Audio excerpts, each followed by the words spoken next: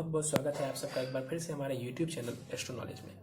दोस्तों, आज की इस वीडियो में हम एक 14 वर्ष बालिका की कुंडली का अध्ययन करने जा रहे हैं, जिनके घर वालों ने मुझे इनके बर्थ डिटेल्स शेयर किए हैं और एस्ट्रोलॉजी के माध्यम से इनके जीवन से जुड़े हुए कुछ प्रश्नों के उत्तर जानना चाहते हैं और साथ ही साथ चाहते हैं कि मैं इनकी कुंडली का पूर्ण अध्ययन करूं।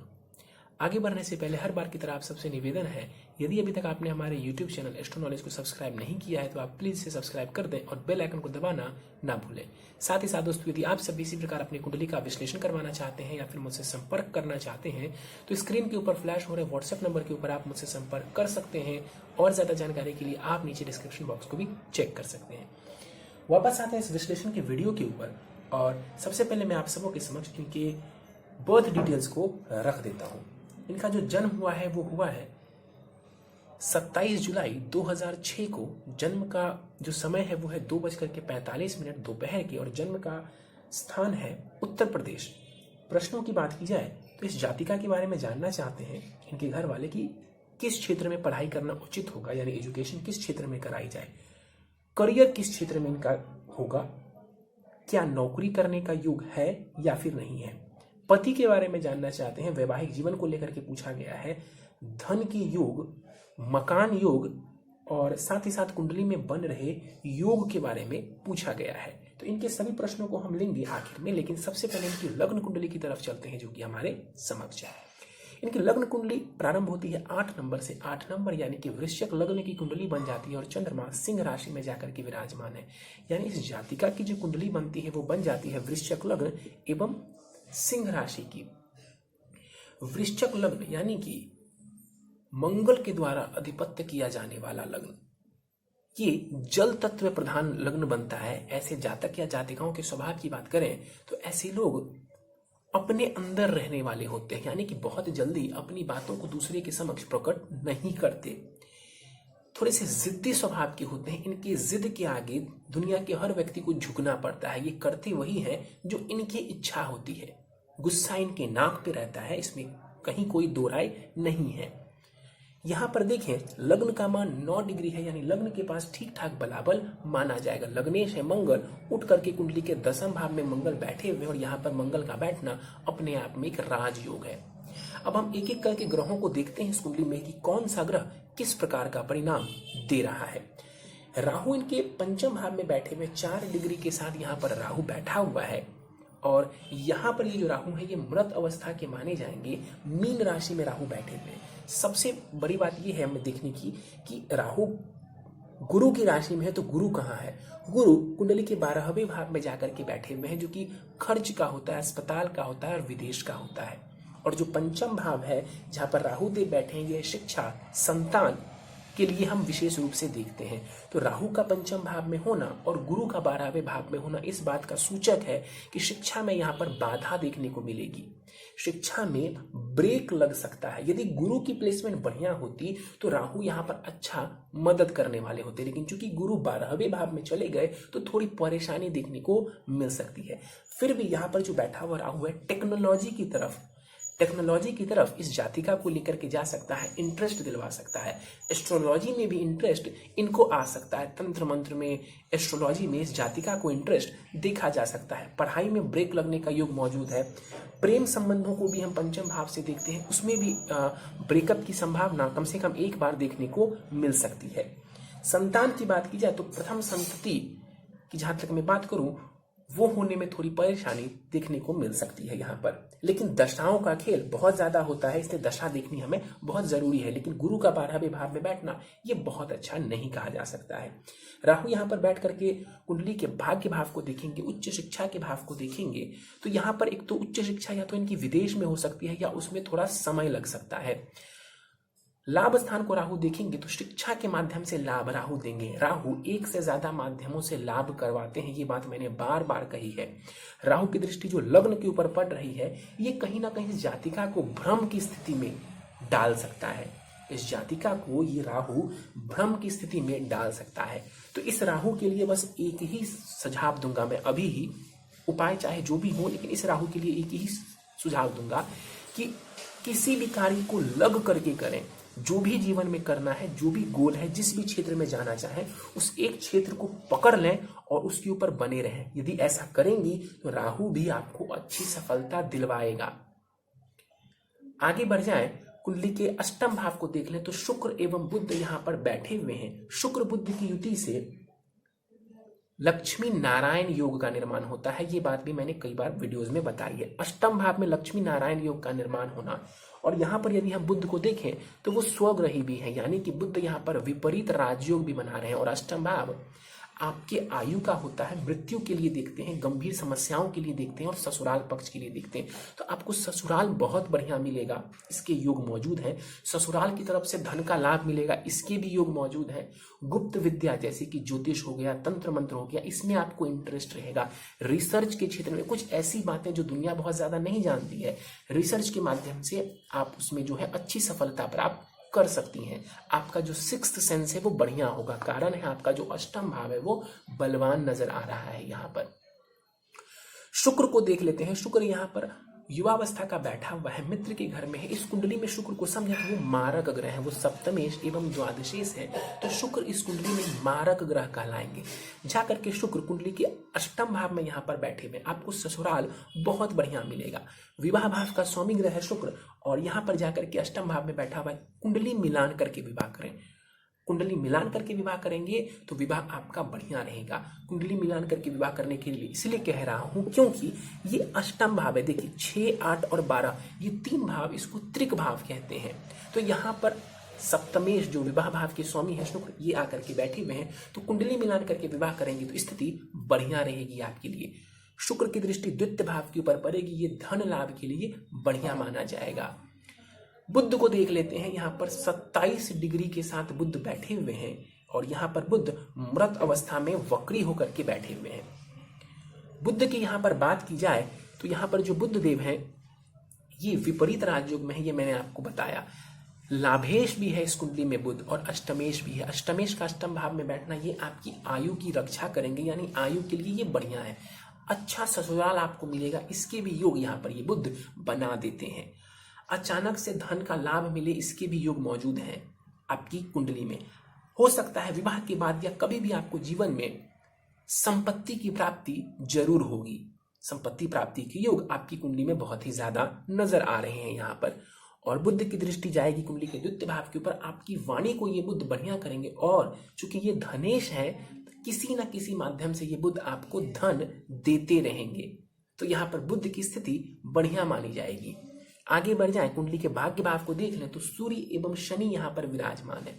सूर्य कर्मेश है इस कुंडली में, यानी कि कर्म स्थान, करियर भाव के स्वामी ग्रह हैं। और जाकर के कुंडली के भाग्य भाव में बैठे हुए केंद्र त्रिकोण राजयोग बना रहे हैं सूर्य। ये बहुत ही बढ़िया और पावरफुल राजयोग माना जाएगा, क्योंकि ये दसम भाव और नवम भाव के बीच में है। तो इससे आपका भाग्य एवं आपका करियर, ये दोनों ही भाव यहाँ पर बहुत बलवान हो जाएंगे। सूर्य यहाँ पर बैठे हुए हैं कुंडली के भाग्य भाव में, ये उच्च शिक्षा का भी भाव होता है। सूर्य का यहाँ पर बैठना आपके करियर के लिए बढ़िया है, पिता से लाभ लेने के लिए बढ़िया है, और साथ ही साथ धर्म कर्म के लिए भी यहाँ पर सूर्य का बैठना बढ़िया माना जाएगा। लेकिन सूर्य के साथ यदि हम ध्यान से देखें तो शनि भी विराजमान है। शनि अस्त के हैं, 19 डिग्री के साथ बैठे हुए हैं यहाँ पर, और कुमार अवस्था में यहाँ पर शनि है और अस्त का होकर के बैठा हुआ है। तो शनि की दृष्टि तो नहीं होगी, लेकिन सूर्य एवं शनि जब भी साथ में बैठते हैं तो पिता से संबंधित थोड़ी परेशानी देखने को मिलती है, यानी कि पिता के साथ संबंधों का आपको ध्यान रखने की आवश्यकता है। सूर्य यहाँ पर 10 डिग्री के साथ बैठे हुए हैं व्रत अवस्था में, और दृष्टि डालेंगे कुंडली के तीसरे भाव के ऊपर। आपके अंदर साहस, पराक्रम और निडरता देने का कार्य यहाँ पर सूर्य करने वाले हैं। शनि यहाँ पर देख लें इस कुंडली में तो वो तृतीयेश है एवं वो सुखेश है, और जाकर के कुंडली के नवम भाव भाग्य भाव में बैठे हुए केंद्र त्रिकोण राजयोग यहाँ पर शनि देव भी बना रहे हैं। भाग्य में शनि बैठे हुए हैं, तो ऐसा हो सकता है कि यदि शनि की दशा चले उस दौरान आपको भाग्य का लाभ लेने के लिए प्रयत्न करना पड़ेगा। इसका ये कतई मतलब नहीं है कि अब आपका भाग्य कमजोर हो गया, नहीं। शनि भाग्योदय जरूर करते हैं, लेकिन उसमें थोड़ा विलंब कर देते हैं। तो हो सकता है कि खास करके शनि की जब दशा चले तो प्रयत्न आपको थोड़ा ज्यादा करना पड़े। लेकिन यहाँ पर शनिदेव बैठे हुए हैं देर सवेर, ये शनि आपको प्रॉपर्टी से भी संबंधित लाभ दिलवाएगा, और भाग्य से भी जुड़ा हुआ लाभ ये शनि आपको जरूर दिलवाने वाला होगा।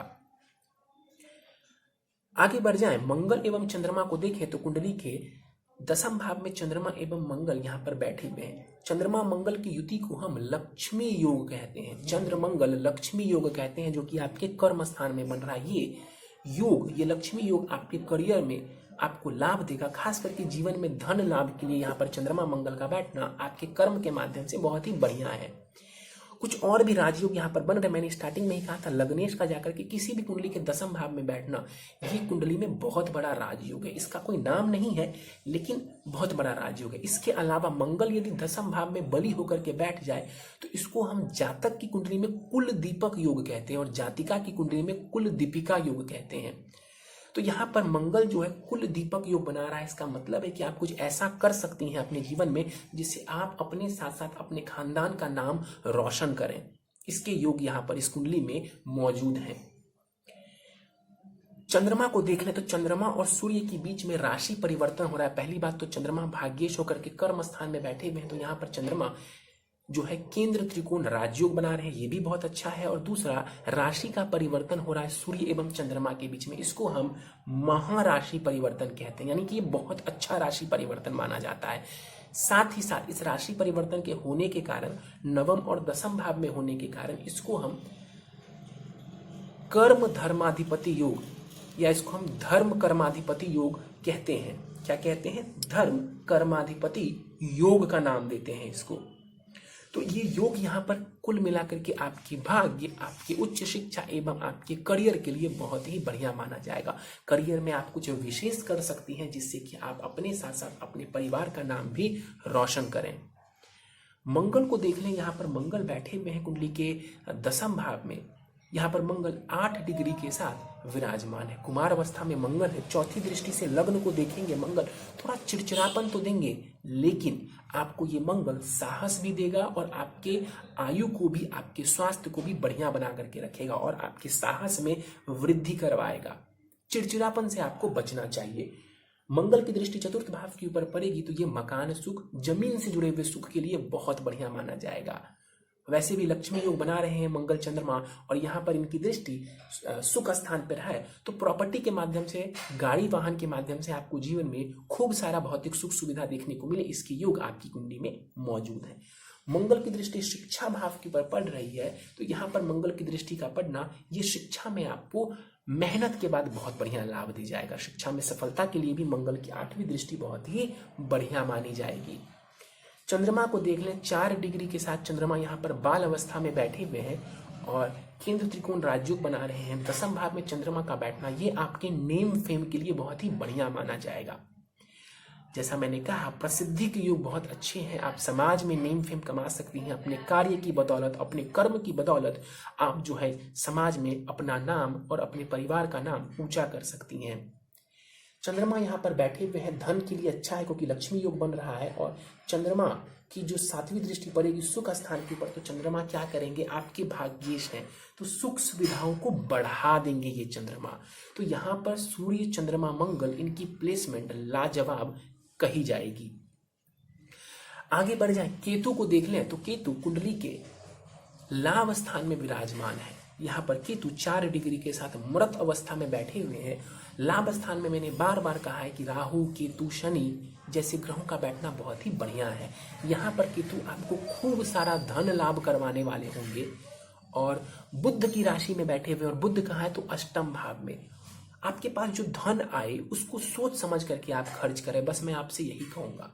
गुप्त धन मिलने का योग मैंने कहा अभी जस्ट आपको कि बहुत ज्यादा है आपकी कुंडली में, और केतु यहाँ पर बैठे हुए हैं तो कई माध्यमों से आपको जीवन में धन की प्राप्ति देखने को मिल जाएगी। केतु यहाँ पर बैठ करके तीसरी दृष्टि डालेंगे कुंडली के, माफी चाहूंगा 5वीं दृष्टि डालेंगे कुंडली के तीसरे भाव के ऊपर। आपके साहस पराक्रम को ये बढ़ाने वाले होंगे। पंचम भाव के ऊपर केतु की दृष्टि पड़ेगी, आपको ये केतु ज्ञानवान बनाएगा, क्योंकि मीन राशि को जब केतु देखेंगे तो कहीं ना कहीं आपके 6th सेंस को ये केतु बढ़िया कर देंगे।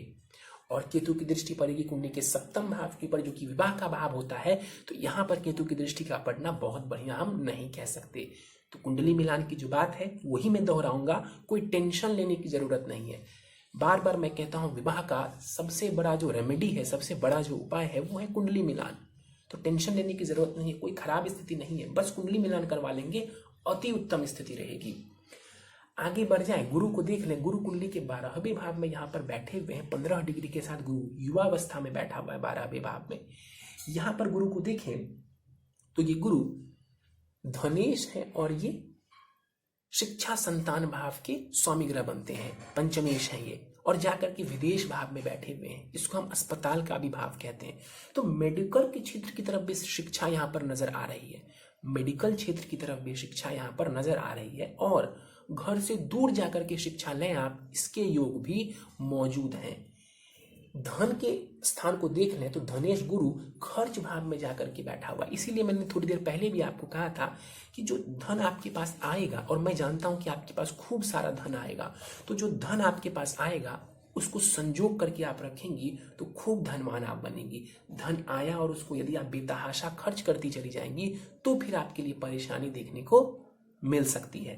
तो धन आए उसकी सेविंग करेंगी, खूब धनवान आप बन सकती हैं। गुरु की जो 5वीं दृष्टि है वो चतुर्थ भाव सुख भाव के ऊपर पड़ेगी, तो सुखों में वृद्धि करवाएंगे ये गुरु।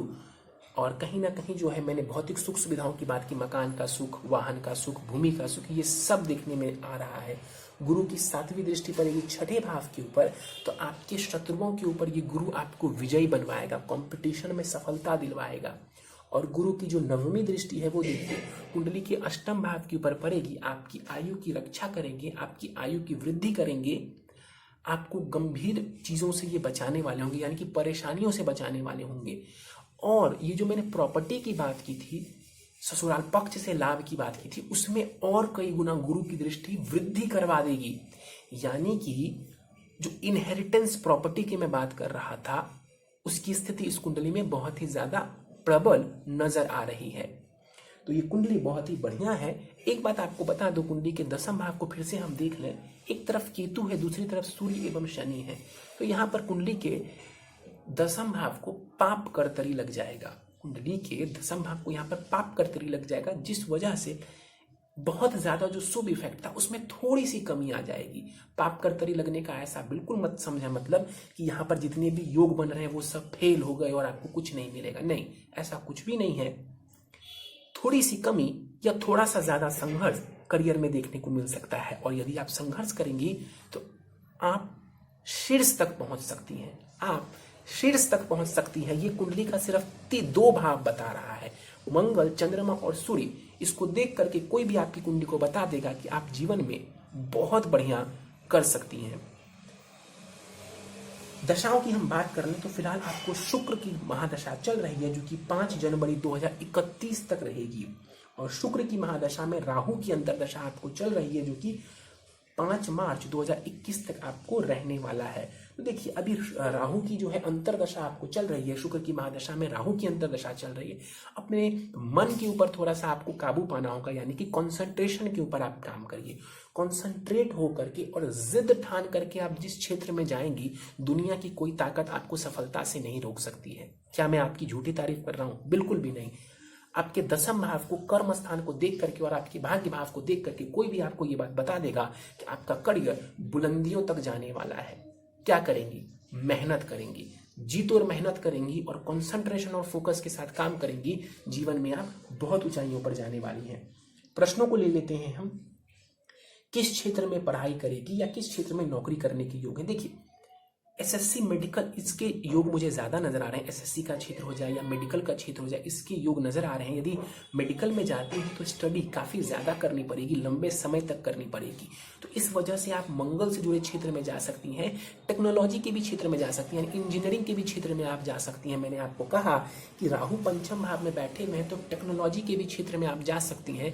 जो नई नई तकनीक मार्केट में आती है, चाहे वो कंप्यूटर से जुड़ा हुआ हो या किसी नए इलेक्ट्रॉनिक चीज से जुड़ा हुआ हो, उसमें भी आप कुछ करके, नए नए कोर्सेज को सीख करके भी आप कुछ कर सकती हैं। और आप कुछ भी करेंगी तो मुझे इस कुंडली में जो देख करके नजर आ रहा है वो यही नजर आ रहा है कि आपका करियर बहुत बढ़िया नजर आ रहा है। मैं बोलूंगा कि आपका जो शिक्षा का भाव है वो कमजोर नजर आ रहा है, लेकिन आपका भाग्य और आपका जो कर्म स्थान है वो बहुत बलवान है। सीधे मैं आपके दूसरे प्रश्न को लेता हूं, नौकरी का योग है या फिर नहीं? देखिए, 6ठे भाव से हम जॉब को देखते हैं और 10वें भाव से हम ओवरऑल करियर को देखते हैं। कर्मेश मंगल का यहाँ पर बैठना, चंद्रमा भाग्येश का जाकर के बैठना यहाँ, और कर्मेश सूर्य का राशि परिवर्तन करके यहाँ पर कुंडली के भाग्य भाव में बैठना अपने आप में इस बात का सूचक है कि करियर में आप बहुत अच्छा करने वाली हैं। तो ये प्रश्न ही नहीं उठता है कि नौकरी का युग है या नहीं है। मैं आपको कहता हूं कि नौकरी का तो युग है ही है, बहुत शीर्ष तक आप जा सकती हैं जीवन में, बहुत शीर्ष तक आप जा सकती हैं, इसमें कहीं कोई दो राय नहीं है। हाँ, ये जो राहु है ये थोड़ी शिक्षा में आपको परेशानी जरूर देंगे, उसका उपाय भी मैं आपको बता दूंगा कि क्या करना है जिससे कि ये जो बाधा मिल सकती है आपको राहु की तरफ से, उस बाधा में कमी आ जाए। पति कैसे होंगे आप जानना चाहती हैं। पति बढ़िया होंगे, इसमें कहीं कोई दो राय नहीं है। क्यों? क्योंकि जो पति कारक ग्रह है गुरु, उसको यदि हम ध्यान से देखें तो उसकी स्थिति बढ़िया है। भले ही वो 12वें भाव में बैठे हुए हैं, लेकिन किसी भी पापक ग्रह की दृष्टि गुरु के ऊपर पड़ती हुई मुझे नजर नहीं आ रही है। तो यहाँ पर पति अच्छे होंगे, इसके योग नजर आ रहे हैं। वैवाहिक जीवन की जहां तक बात है, मैं एक ही लाइन में मैंने आपको कहा कि आपका वैवाहिक जीवन बढ़िया है, लेकिन फिर भी आपके लिए कुंडली मिलान करना जरूरी है, क्योंकि शुक्र यहाँ पर अष्टम भाव में जो चले गए, इसीलिए मैंने आपको कहा कि कुंडली मिलान करवा लेंगे तो स्थिति बहुत बढ़िया हो जाएगी आपके लिए। इसके अलावा जब हम नवमांश को देखेंगे तो वहां से वैवाहिक जीवन के बारे में पूर्ण जानकारी हमें मिल जाएगी। धन योग के बारे में आप जानना चाहते हैं, धन योग यहाँ पर मौजूद है, लेकिन खर्चों के ऊपर लगाम लगाना जरूरी है। गुरु का 12वें भाव में होना इस बात का सूचक है कि धन आएगा तो जरूर, लेकिन खर्च भी आपका धन जरूर होगा।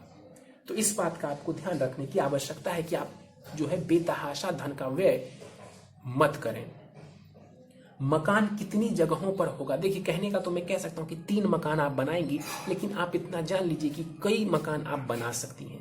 3 ही नहीं, मैं आपको कहता हूं और भी कई ज्यादा मकान आप बना सकती हैं। इसके योग आपकी कुंडली में मौजूद है। 3 ही नहीं, 3 से ज्यादा मकान आप बनाएंगी। किस वजह से मैं आपको कह रहा हूं ऐसा? मंगल की दृष्टि जो पड़ रही है, गुरु की दृष्टि जो पड़ रही है आपकी कुंडली के चतुर्थ भाव के ऊपर, ये इस बात का सूचक है कि ये भूमि भवन वाहन से जुड़ा हुआ सुख आपको बहुत ही ज्यादा मात्रा में देने वाला है। इसके बाद आपने पूछा है आखिरी में कुंडली में कौन कौन से योग बनते हुए नजर आ रहे हैं। कई सारे योग यहाँ पर मुझे नजर आ रहे हैं बनते हुए। देखिए, मंगल का यहाँ पर बैठना अपने आप में ये योग है, इसका कोई नाम नहीं है, लेकिन लग्नेश का जाकर के 10वें भाव में बैठना ये बहुत ही बढ़िया राजयोग है। मंगल 10वें भाव में कुल दीपिका योग बना रहे हैं। मंगल चंद्रमा यहाँ पर साथ बैठ करके लक्ष्मी योग बना रहे हैं, चंद्र मंगल लक्ष्मी योग। सूर्य और चंद्रमा राशि परिवर्तन कर, इसको हम महाराशि परिवर्तन कहेंगे। साथ ही साथ यहाँ पर जो मैंने बताया कि धर्म कर्माधिपति राजयोग भी यहाँ पर बनता हुआ नजर आ रहा है कुंडली में। केंद्र त्रिकोण राजयोग यहाँ पर चंद्रमा और सूर्य बना रहे हैं। शनि यहाँ पर केंद्र त्रिकोण राजयोग बना करके मौजूद है। अष्टम भाव में यहाँ पर बुध विपरीत राजयोग एवं जो शुक्र है वो भी विपरीत राजयोग बना रहे हैं। शायद मैंने पिछली बार आपको नहीं कहा था, लेकिन मैं कहता हूं, देखिए, शुक्र 12वें भाव के स्वामी ग्रह जाकर के अष्टम भाव में बैठे हुए, तो शुक्र भी यहाँ पर विपरीत राजयोग की स्थिति बना रहे हैं। और लक्ष्मी नारायण योग इन दोनों की युति से यहाँ पर बन ही रहा है, ये मैंने आपको बताया है। तो कई सारे राजयोग यहाँ पर बनते हुए नजर आ रहे हैं। ये कुंडली बहुत ही बढ़िया है।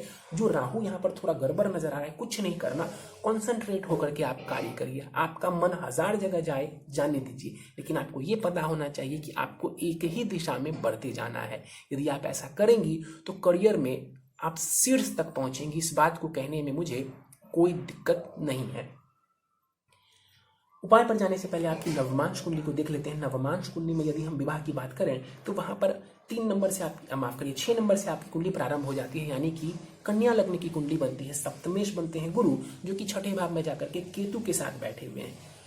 कुंडली मिलान करके विवाह करिए आप, बिना कुंडली मिलान करके विवाह आप मत करिए। नवमांश कुंडली को देखते हुए मैं इस बात को आपको कह सकता हूं कि बिना कुंडली मिलान करके आपको विवाह नहीं करनी चाहिए। करियर आपका वहां पर भी बहुत बढ़िया नजर आ रहा है। 10वां भाव आपका बनी नजर आ रहा है वहां पर, और चंद्रमा उच्च के हैं भाग्य भाव में, तो आपका जो नवमांश चार्ट है वो भी बलवान नजर आ रहा है। विवाह के लिए यदि हम बात करें तो कुंडली मिलान के बिना विवाह नहीं करना है। सूर्य जो है, सूर्य नीच की राशि में जा रहे हैं आपकी नवमांश कुंडली में, तो सूर्य को बेहतर बनाने के उपाय आपको करने पड़ेंगे। क्यों? क्योंकि कर्मेश है यहाँ पर सूर्य, और नवमांश में वो गड़बड़ हो रहे हैं, वो नीच की राशि में जा रहे हैं। क्या करेंगे? तो सूर्य से जुड़ा हुआ मैं आपको एक उपाय दूंगा, वो उपाय आपको करना है। सीधे आपके लिए उपाय के ऊपर हम चलते हैं। प्रथम उपाय है आपके लिए नित्य ओम ब्रीम बृहस्पति नमः, इस मंत्र का 1 माला यानी 108 बार जाप करेंगी नित्य, बृहस्पतिवार से शुरू करके। मूंगा रत्न धारण करेंगी, 5.25 रत्ती का मूंगा, इटालियन मूंगा। दाहिने हाथ की अनामिका उंगली में, रिंग फिंगर में आपको इसके शुक्ल पक्ष के मंगलवार की प्रातःकाल को धारण करना है। नित्य दुर्गा चालीसा का पाठ करेंगी। हर शुक्रवार किसी भी मंदिर में आप चले जाइए जहां पर माता रानी की प्रतिमा हो, यानी माता रानी के आपको दर्शन कर लेने हैं। शुक्रवार नित्य भगवान सूर्य को जल अर्पण करेंगी और गायत्री मंत्र का वहीं पर खड़े होकर के 21 बार आपको जाप करना है। बस यही 4 से 5 उपाय मैंने आपको दिए हैं। ये 4 उपाय यदि आप करती हैं तो आप देखेंगे कि आपके जीवन में आपको बहुत ज्यादा सफलता देखने को मिल रही है। और इस राहु के लिए कोई विशेष उपाय नहीं दिया है, लेकिन मैंने बृहस्पति का उपाय आपको दिया है। राहु को काबू में करना है, एक ही काम करें, कॉन्सेंट्रेट और फोकस होकर के आप कार्य करें। ये राहु आपका कुछ नहीं बिगाड़ पाएगा। चलिए, तो दोस्तों ये था इस 14 वर्ष जातिका की कुंडली का विश्लेषण। मुझे उम्मीद है कि आपको हमारा यह कुंडली विश्लेषण का वीडियो पसंद आया होगा। यदि वीडियो पसंद आया तो आप इसे लाइक करें, शेयर करें। अभी तक आपने हमारा YouTube channel astro knowledge subscribe नहीं किया है तो आप प्लीज इसे सब्सक्राइब कर दें और बेल आइकन को दबाना ना भूलें। साथ ही साथ दोस्तों, यदि आप सब इसी प्रकार अपनी कुंडली का विश्लेषण करवाना चाहते हैं या फिर मुझसे संपर्क करना चाहते हैं तो स्क्रीन के ऊपर फ्लैश हो रहे व्हाट्सएप नंबर के ऊपर आप मुझसे संपर्क कर सकते हैं। और ज्यादा जानकारी के लिए आप नीचे डिस्क्रिप्शन बॉक्स को भी चेक कर सकते हैं। इस वीडियो में फिलहाल इतना ही दोस्तों। आप सभी का बहुत बहुत धन्यवाद।